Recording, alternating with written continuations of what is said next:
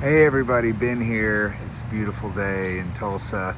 I have been working a program of sobriety and recovery.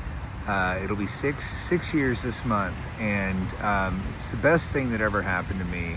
And it's interesting because I used to spiritualize drugs, and I don't do that anymore because I found that it was like delusion within delusion. You know, I'm already delusional. My perspective is off. As we know, it's a problem with our thinking. And so, what I found was when you're working with a delusional framework, and then you're working with hallucinogens that actually are hallucinations. Then you're working from a framework that's already not in alignment with reality or God's will, however you choose to see that, and then you're just getting. I found myself getting more and more lost in that, and so I finally just had to put it all down. And sobriety is the greatest thing I have ever done for myself. So I had a sponsor that helped me out for many years. He relapsed recently, and I thought I could kind of stay with him. That didn't really work out so well. He's still a friend, but man, it is interesting when somebody relapses how they slide. And so and I just know he needs to focus on his recovery right now. So I got another sponsor, and he introduced me to he's very by the book. And it's funny because I don't know if I'd still be in recovery if I had stuck with by the book, at first. I didn't want to be told what to do.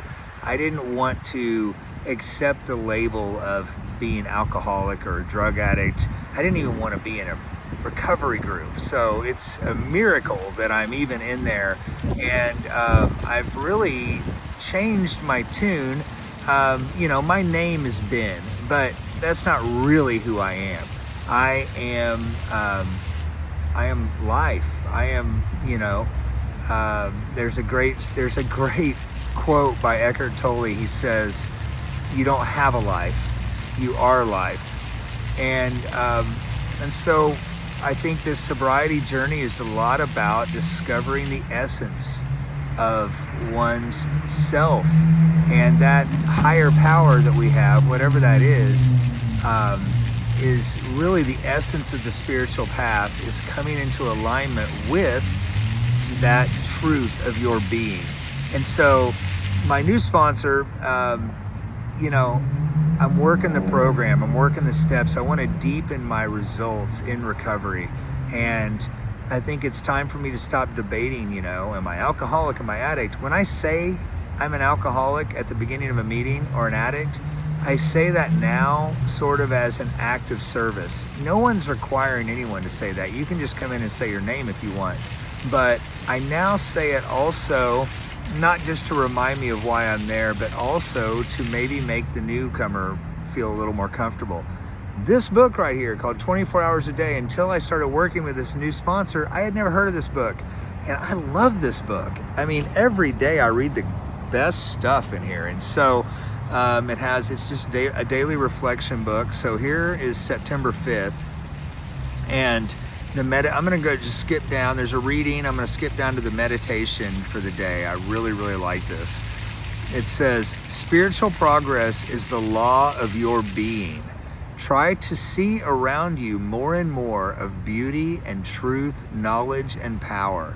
Today, try to be stronger, braver, more loving as a result of what you did yesterday. This law of spiritual progress gives meaning and purpose to your life. Always expect better things ahead. You can accomplish much good through the strength of God's Spirit in you. Never be too discouraged. The world is sure to get better. In spite of setbacks of war, hate, and greed, be part of the cure of the world's ills rather than part of the disease." And there's a little prayer at the end of each day. And this prayer today, the prayer for the day, says, "I pray that I may keep progressing in the better life. I pray that I may be a part of the forces for good in the world. I love that. Especially that first line, spiritual progress is the law of your being. You know, there's a lot in that one statement of how much that is the direction of life. That is so reassuring to me, but also, am I going to surrender or suffer? I mean, either way, progress is going to be the result of that, no matter how slow I want to take it. And then just trying to see more beauty and truth and power around me and experience truth, not just see it. I think seeing it is wonderful. Seeing what I like to say is the divine in others, but then serving the divine in others really brings me into an authentic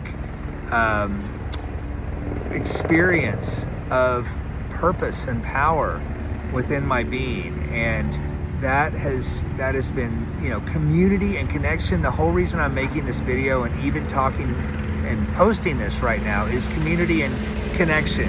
I'm actually writing a book right now. It's called Revelationships, and it's about the revealing of love, of God, of truth in our relationships with one another.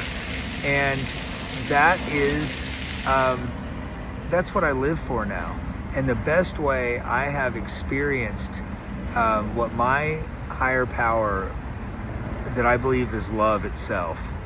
And I believe love is also closer probably to a verb than a noun, that it flows between us, that this connection is so important. So this is going on a little longer than I thought it would, but I want to keep this short and just tell you, hey, thank you for listening if you've made it this far.